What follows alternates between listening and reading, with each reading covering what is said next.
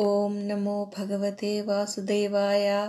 ఓం నమో భగవతే వాసుదేవాయ. ఓం నమో భగవతే వాసుదేవాయ. శ్రీమద్భాగవత మహాపురాణము తృతీయ స్కంధము మొదటి అధ్యాయము. ఉద్ధవునితో విదురుని సమాగమము. శ్రీశుకుడు నుడివెను. పరీక్షిన్ మహారాజా, విదురుడు పరమ భాగవతోత్తముడు, కౌరవ ప్రధాన సలహాదారుడు. అతడు సుసంపన్నమైన తన గృహమును త్యజించి బంధుమిత్రులను వీడి వైరాగ్యముతో వనములకు చేరెను. అచ్చట భగవత్స్వరూపుడైన మైత్రేయ మహామునితో సమాగమము జరిగెను. విదురుడు ఆధ్యాత్మిక విషయములను గూర్చి ఆ మహర్షిని ప్రశ్నించెను. విదురుడు అనన్య భక్తుడు, భగవత్కృపకు పాత్రుడైనవాడు. శ్రీకృష్ణ భగవానుడు పాండవుల దూతగా హస్తినాపురమునకు వెళ్ళినప్పుడు ఆ స్వామి దుర్యోధనుని ఆతిథ్యమును స్వీకరింపక నేరుగా విదురుని గృహమునకు వెళ్ళెను. పరీక్షిన్ మహారాజు వచించెను. సుఖమహర్షి పరమ భాగవతోత్తముడైన మైత్రేయ మహామునితో విదురుని సంభాషణము ఎచ్చట ఎప్పుడు జరిగినది? దయతో వివరింపుము. విదురుని హృదయము మిక్కిలి నిర్మలమైనది. మైత్రేయునితో అతడు సాధారణ విషయములను గూర్చి ప్రశ్నించి ఉండడు. వాస్తవముగా ఇరువురి మధ్య భగవత్ సంబంధమైన విషయములను గూర్చి మంగళకరమైన మాటలతో కూడిన చర్చయే జరిగి ఉండవచ్చును. అంతేగాక మహిమాన్వితమైన విదురుని ప్రశ్నను వర్ధిల్లజేయుచు మైత్రేయుడు బాగు అని ప్రశంసించెను. కావున దయచేసి వారిద్దరి మధ్య జరిగిన సంభాషణమును గూర్చి సాధువచనములతో వివరింపుము. సూతుడు నుడివెను. పరీక్షిన్ మహారాజు ఇట్లు ప్రశ్నింపగా సర్వజ్ఞుడైన సుఖయోగి మిక్కిలి ప్రసన్నుడై సరే వినుము అని పలికెను. శ్రీశుకుడు వచించెను. పరీక్షిన్ మహారాజా, ధృతరాష్ట్రుని పుత్రులైన దుర్యోధనుడు మున్నగు వారు మిగుల దుష్ట స్వభావము కలవారు. అయినను అతడు అధర్మవర్తనుడై తన తనయులనే సమర్థించుచుండెను. ఏలయన అతనికి బాహ్య దృష్టితో పాటు అంతర్దృష్టియు అనగా విచక్షణా జ్ఞానము కూడా లోపించియుండెను. దుర్యోధనుని సూచనలను పాటించి అతడు పాండవులను లక్క ఇంటిలో ప్రవేశపెట్టి వారిని అగ్నికి ఆహుతి చేయుటకై యత్నించెను. దుర్యోధనుని ఆదేశమును అనుసరించి దుశ్శాసనుడు పాండవ పత్ని అయిన ద్రౌపదీదేవి యొక్క కేశములను పట్టుకొని లాగుకొని వచ్చి నిండు సభలో అవమానించెను. అప్పుడు ఆ పాండవ పట్టమహిషి ఆ అవమానమును భరింపలేక తన దుఃఖాశ్రువులతో వక్షస్థలమునందలి కుంకుమలు కడిగివేయబడినట్లుగా కన్నీరు మున్నీరుగా విలపించెను. అప్పుడు ధృతరాష్ట్రుడు తన సమక్షమునందే తన కోడలైన ద్రౌపదీదేవికి జరిగిన నిందింపదగిన కార్యమును గమనించుచున్నను అతడు తన కుమారుల దుశ్చర్యలను నివారింపలేదు. అనంతరము దుర్యోధనాదులు కపటద్యూతమున అన్యాయముగా ఓడించి సాధుస్వభావుడైన ధర్మరాజు రాజ్యమును అపహరించిరి. ధర్మమునకు కట్టుబడి వనవాసమును ముగించుకొని వచ్చిన పాండవులు న్యాయోచితముగా తమకు చెందవలసిన రాజ్యభాగమును తమకు ఇమ్మని కోరిరి. అప్పుడు కూడా ధృతరాష్ట్రుడు పుత్రవ్యామోహ కారణముగా ధర్మము తప్పినవాడై ఆ అజాతశత్రువగు ధర్మరాజు యొక్క రాజ్యభాగమును అతనికి ఇయ్యలేదు. జగద్గురువైన శ్రీకృష్ణుడు పాండవుల ప్రేరణపై రాయబారిగా వెళ్ళి కౌరవ సభలో ధర్మవచనములను పలికెను. ఆ మాటలు భీష్మద్రోణాదులకు అమృతప్రాయముగా తోచెను. కాని తనకు మిగిలిన కొద్దిపాటి పుణ్యము కూడా నశించిపోయిన ధృతరాష్ట్రుడు శ్రీకృష్ణుని న్యాయవచనములను ఎంతమాత్రమూ ఆదరింపలేదు. ధృతరాష్ట్రుడు సమయోచితమైన ఆలోచన కొరకు విదురుని తన సభాభవనమునకు ఆహ్వానించి తగిన సలహా ఇమ్మని కోరెను. నీతిశాస్త్ర కోవిదుడైన విదురుడు తన అన్నకు సముచితమైన సూచనలను ఇచ్చెను. రాజనీతి శాస్త్రమునందు ఆరితేరిన వారు ఆ పలుకులను విదురనీతిగా వచింతురు. విదురుడు పలికెను. అన్నా ధృతరాష్ట్ర, అజాతశత్రువైన ధర్మరాజునెడా నీవు వనర్చిన అపరాధములు దుస్సహములు అనగా సహింపరానివి. అతడు శాంతమూర్తి అయి వాటిని అన్నింటినీ ఓర్చుకొనెను. కనుక అతని రాజ్యభాగమును అతనికి ఇచ్చుట ఎంతయో న్యాయము. భీముడు తన తమ్ములతో గూడి నీపై పగదీర్చుకొనుటకు కోపముతో బుసలు కొట్టుచున్నాడు. అతనికి నీవు కూడా భయపడుదువు కదా. సమగ్ర జ్ఞాననిధి అయిన మోక్షప్రదాతయగు శ్రీకృష్ణుడు యదువీరులైన సాత్యకి, ప్రద్యుమ్న, అనిరుద్ధాదులకు ఆరాధ్యుడు. అనగా యాదవ వీరులు అందరును అతని అదుపులోగలరు. ఆ ప్రభువు భూమండలమున గల రాజులందరినీ అవలీలగా జయించినవాడు. పైగా ఆ స్వామి భూసురులకును ఇంద్రాది దేవతలకును పూజ్యుడు. అట్టి శ్రీకృష్ణ భగవానుడు పాండవులను తన ఆత్మీయులుగా తలంచుచున్నాడు. ఆ పురుషోత్తముడు తన రాజధాని అయిన ద్వారకానగరమునందు ఉన్నను సర్వదా పాండవులకు అండదండగా నిలచియున్నాడు. అన్నా ధృతరాష్ట్ర, నీ కుమారుడైన దుర్యోధనుడు పాపాల పుట్ట. అతడు పురుషోత్తముడైన శ్రీకృష్ణ భగవానుని ఎడ వైరభావముతో ఉన్నాడు. పుత్రరూపమున నీ ఇంట అడుగిడినవాడు. అట్టివాని ఎడగల పుత్ర మమకారముతో అతడు చెప్పిన వాటికి అన్నింటికినీ నీవు తలయూపుచున్నావు. కృష్ణ పరమాత్మ ఎడ విముఖుడైనవాడు రాజ్యమును సంపదలను కోల్పోవుట తథ్యము. కావున నీవు వంశక్షేమమునకై వెంటనే అతని నొక్కడినే పరిత్యజింపుము, అనగా అతని మాటలను పాటింపకుము. విదురుడు ఇట్లు పలికినంతనే దుర్యోధనుడు పట్టరాని కోపముతో ఊగిపోయెను. ఆ క్రోధావేశములో అతని పెదవులు వణకసాగెను. కర్ణుడు, దుశ్శాసనుడు, శకుని మొదలగు వారి అండజూచుకొని అతడు కన్ను మిన్ను గానకయుండెను. సాధుస్వభావుడు, సత్పురుషులకు ఆదరణీయుడు అయిన ఆ విదురుని తిరస్కరించుచు అనగా తూలనాడుచు ఆ దుష్టుడు ఇట్లు పలికెను. కుటిలుడైన ఈ దాసీపుత్రుని ఇచటికి ఎవరు ఆహ్వానించిరి? మా ఉప్పు తిని బలిసియున్న ఇతడు మాకు వ్యతిరేకముగా శత్రువుల పక్షమున మాట్లాడుచున్నాడు. కనుక ఇతనిని ఎంతగా శిక్షించినను తప్పులేదు. కాని ఇతనిని ప్రాణములతో పురము నుండి వెళ్ళగొట్టుడు. పరీక్షిన్ మహారాజా తన అన్న ఎదుటనే దుర్యోధనుడు పలికిన కఠోరమైన పలుకులు సోలములవలే విదురుని యొక్క చెవులకు గ్రుచ్చుకొనెను. అవి ఆయన ఆయువు పట్టులను అనగా మనస్సును మిగుల నొప్పించినను అతడు వాటి ఎడ ఉపేక్షాభావమును వహించెను. పిమ్మట అతడు దుర్యోధనునిపై ఎట్టి దోషారోపణయు చేయక అనగా దుర్యోధనుని ఏమాత్రము దూషింపక ఇది అంతయును భగవంతుని మాయాప్రభావమే అని తలపోసెను. పిమ్మట అతడు తన ధనుర్బాణములను ద్వారము కడనే ఉంచి హస్తినాపురము నుండి వెళ్ళిపోయెను. విదురుడు గొప్ప నీతి కుశలుడు. అట్టి మహాత్ముడు కౌరవులకు మంత్రిగా లభించుట వారు చేసుకొనిన పూర్వపుణ్య ఫలము.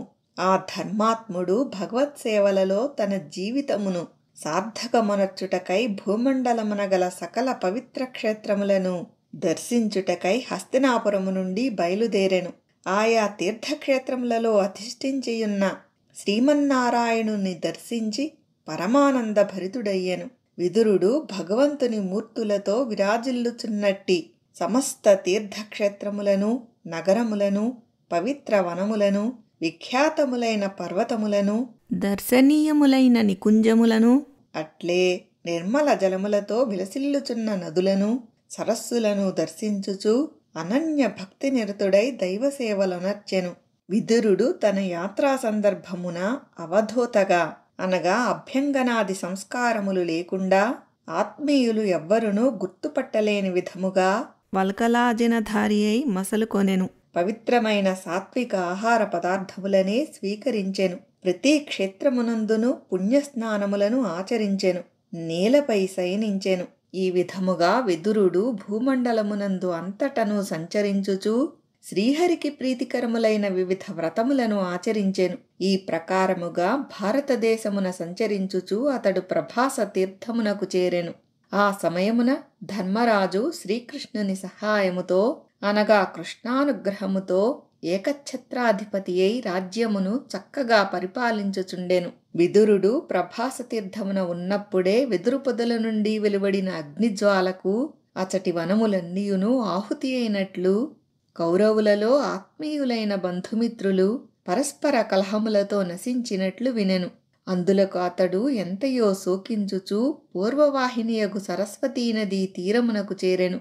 విదురుడు సరస్వతీ తీరమునందు గల త్రిత, ఉశన, మను, పృథు, అగ్ని, అసిత, వాయు, సుదాస, గో, గుహ, శ్రాద్ధదేవ అను పేర్లతో ప్రసిద్ధి చెందిన తీర్థములను సేవించి మృతులకు జలాంజలి సమర్పించెను. అంతేకాక అతడు పృథ్వీయందు భూసురుల చేతను దేవతల చేతను ఋషుల చేతను స్థాపింపబడిన శ్రీ మహావిష్ణు మందిరములను దర్శించి సేవించెను. ఆ మందిరముల యొక్క శిఖరములపై శ్రీహరి ప్రధానాయుధమైన చక్రము యొక్క చిహ్నములు కలవు. భక్తులు వాటిని దర్శించినంత మాత్రముననే వారి హృదయములలో శ్రీకృష్ణ భగవానుని స్మరణ కలుగును. అనంతరము అతడు అచటి నుండి బయలుదేరి ధనధాన్యములతో తులతూగుచుండెడి సౌరాష్ట్ర, సౌవీర, మత్స్య, కురుజాంగలాది దేశములయందు సంచరించుచు కొంతకాలమునకు యమునా నదీ తీరమునకు చేరెను. అచట విదురుడు పరమ భాగవతోత్తముడైన ఉద్ధవుని దర్శించెను. ఉద్ధవుడు శ్రీకృష్ణ భక్తులలో ప్రముఖుడు, మిగుల శమధమాది సంపన్నుడు. అతడు సర్వదా భగవంతుని లీలాగుణగణములను స్మరించుచూ ఆనందమగ్నుడై ఉండెడివాడు. బృహస్పతి యొద్ద నీతిశాస్త్రమును అభ్యసించి ఖ్యాతికెక్కినవాడు. విదురుడు ఆ మహాత్ముని దర్శించినంతనే ప్రేమతో ఆయనను గాఢాలింగనమునొనర్చుకొని శ్రీకృష్ణుని గూర్చియు శ్రీకృష్ణ భక్తులైన ప్రజల క్షేమ సమాచారములను గురించియూ అడిగెను. శ్రీ మహావిష్ణువు యొక్క నాభికమలము నుండి ఉద్భవించిన బ్రహ్మదేవుని ప్రార్థనపై పురాణ పురుషులైన శ్రీకృష్ణ బలరాములు ఈ భూతలమున అవతరించిరి కదా. వారు భూభారమును తొలగించి జనులను అందరినీ ఆనందింపజేయుచు వసుదేవుని ఇంట కుశలముగా ఉన్నారా? ప్రియమైన ఉద్ధవా, వసుదేవుడు మా కురువంశజులకు మిగుల ఆత్మీయుడు. అతడు తన చెల్లెండ్రైన కుంతీదేవి మున్నగు వారికి వారు కోరుకునిన వస్తువులను అన్నింటినీ తండ్రి వలె ఉదారముగా ఇచ్చుచుండును. అట్టి వసుదేవుడు హాయిగా ఉన్నాడా? వీరుడైన ప్రద్యుమ్నుడు యాదవుల సేనలకు అధిపతి. అతడు పూర్వజన్మలో మన్మధుడు. రుక్మిణీదేవి విప్రులను ఆరాధించి శ్రీకృష్ణ భగవానుని వలన అతనిని తన పుత్రునిగా పొందెను. ఆ ప్రద్యుమ్నుడు కుశలమేనా? ఉగ్రసేనుడు సాత్వత, వృష్ణి, భోజ, దాసార్హ వంశజులైన యాదవులకు అధిపతి. అతడు కొంతకాలము రాజ్యాభిలాషను పరిత్యజించి దూరముగా ఉండెను.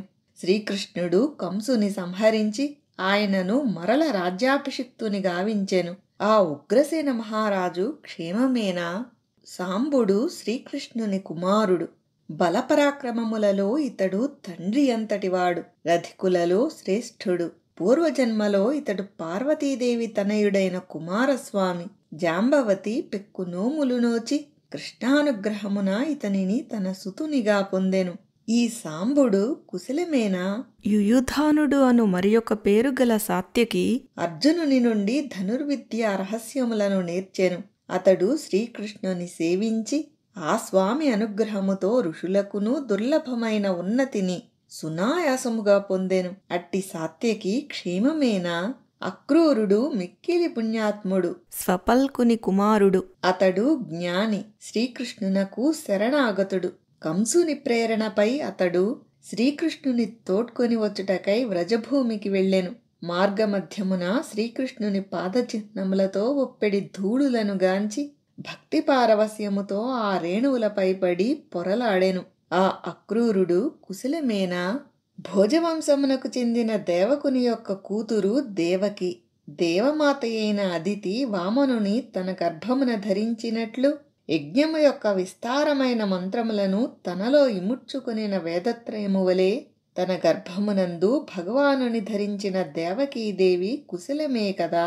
ఉద్ధవా, అనిరుద్ధుడు సత్వగుణ సంపన్నులైన భక్తుల యొక్క మనోరథములను ఈడేర్చునట్టి భగవానుడు. అట్లే యాదవ వంశజులైన మీ అందరికీ సుఖప్రదాత. అతడు వేదశాస్త్రములకు ఆదికారణుడు. అంతేగాక అంతఃకరణ చతుష్టయములో 4వ అంశి అయిన మనస్సునకు అధిష్టాత. ఆ మహాత్ముడు కుశలమేనా? సౌమ్యుడవైన ఉద్ధవా, హృదీకుడు, సత్యభామా తనయుడైన చారుదేష్ణుడు, గదుడు మున్నగు శ్రీకృష్ణుని కుమారులును ఇతర యాదవులును అనన్యభావముతో శ్రీకృష్ణ భగవానుని సేవించుచుందురు. వారు అందరును క్షేమమేనా? ఉద్ధవా, మయుడు ధర్మరాజునకు ఒక సభాభవనమును నిర్మించి ఇచ్చెను. ఆ సభాభవనము అపూర్వమైనది. అందు ప్రతిఫలించుచున్న ధర్మరాజు యొక్క రాజ్యలక్ష్మీ వైభవములను జూచి దుర్యోధనుడు మిగుల అసూయకు లోనయ్యెను. ఆ ధర్మరాజు కృష్ణార్జునుల సహాయ సహకారములతో ధర్మయుక్తముగా రాజ్యమును పరిపాలించుచున్నాడు కదా. భీముడు సమరభూమియందు గదాధారి అయి శత్రు సంహారమునకు చిత్ర విచిత్ర గతులతో అటునిటు సంచరించినప్పుడు రణభూమి ఆ మహాబలశాలి యొక్క పాదఘట్టనమునకు తట్టుకొనలేక దద్దరిల్లినది. శత్రువులు వనర్చిన అపరాధములకు వారి ఎడ క్రుద్ధుడైన భీముడు పెద్ద కాలము కోపావేశములతో బుసలు కొట్టుచుండెను. ఇప్పుడు ఆ మహాయోధుడు తన కోపాతిరేకముల నుండి బయటపడినాడా? అర్జునుడు తన యుద్ధ కౌశల కారణముగా రథికులలో సమరయోధులలో మిగుల ఖ్యాతి వహించినవాడు. అతడు తన గాంధీవ ధనస్సును సంధించి ప్రయోగించిన బాణ పరంపర ధాటికి శత్రువులు అందరునూ నేలగూలిరి. కిరాత వేషధారి అయిన శంకరుడు అర్జునునితో యుద్ధము చేయునప్పుడు అతని బాణములు చుట్టుముట్టగా ఆ గిరీశుడు కొంతవడి అలక్షితుడయ్యెను. అతని ధనుర్విద్యా నైపుణ్యమునకు ముగ్ధుడై పరమశివుడు ఆయనకు పాశుపతాస్త్రమును అనుగ్రహించెను. అట్టి అర్జునుడు కుశలమే కదా. నకుల సహదేవులు కుంతీదేవి యొక్క లాలనా పాలనలతో పెరిగి పెద్దయ్యేరి. కంటిరెప్పలచే కనులువలే వారు యుధిష్ఠిర భీమార్జునులచే రక్షితులైరి. ఇంకనూ ఆ కవలలు శత్రువులతో పోరాడి వారి ఆధీనములోనున్న తమ రాజ్యమును ఇంద్రునివశములోనున్న అమృతమును గరుడునివలే చేజిక్కించుకొనిరి. ఆ నకుల సహదేవులు కుశలమేనా? అసహాయసూరుడు అతిరథుడు అయిన ఆ పాండు మహారాజు తానొక్కడే తన ధనస్సును మాత్రమే తోడుగా చేసుకొని 4 దిక్కులను జయించెను. రాజర్షులలో శ్రేష్ఠుడగు పాండు మహారాజు లేకున్నను పిల్లల కొరకై కుంతీదేవి తన ప్రాణములను నిలుపుకొనియుండుట ఎంతయో ప్రశంసింపదగినది. సౌమ్యుడవైన ఉద్ధవా, దినదినము దిగజారిపోవుచు నరకగామియగుచున్న ధృతరాష్ట్రుని గురించియే నాలో మాటిమాటికి దుఃఖము కలుగుచున్నది. ఏలయన పాండవులను అష్ట కష్టములకు గురిచేయుట వలన అతడు పరలోకగతుడైన తన సోదరుడగు పాండు మహారాజునకే తీరని ద్రోహమునర్చెను. అంతేగాక తన పుత్రులైన దుర్యోధనాదుల మాటలకు తలయొగ్గి ఎల్లప్పుడూ తన హితమునే కోరునట్టి నన్ను కూడా హస్తినాపురమునకు దూరము చేసెను. కాని సోదరా, ధృతరాష్ట్రుడు నన్ను నగరము నుండి వెళ్ళగొట్టినప్పటికినీ అందులకు నేను ఏమాత్రము విచారించుటలేదు, ఆశ్చర్యపడుటలేదు. ఏలయన సర్వనియంతయైన శ్రీకృష్ణ భగవానుడే లీలామానుష విగ్రహుడై మానవుల చిత్తవృత్తులను భ్రమింపజేయుచుండును. నేను మాత్రము ఆ స్వామి యొక్క అనుగ్రహమున ఇతరుల కంటపడకుండా హాయిగా తిరుగుచున్నాను. నాడు విద్య, ధనము, ఆభిజాత్యము అను 3 కారణముగా మదోన్మత్తులైన రాజులు తమ సైన్యములతో భూతలమున విశృంఖలముగా సంచరించుచు అల్లకల్లోలములను సృష్టించుచుండిరి. కౌరవులు రాజ్యమదమున ధర్మాత్ములైన పాండవుల ఎడ పెక్కు రీతుల అపరాధమనర్చుచుండిరి.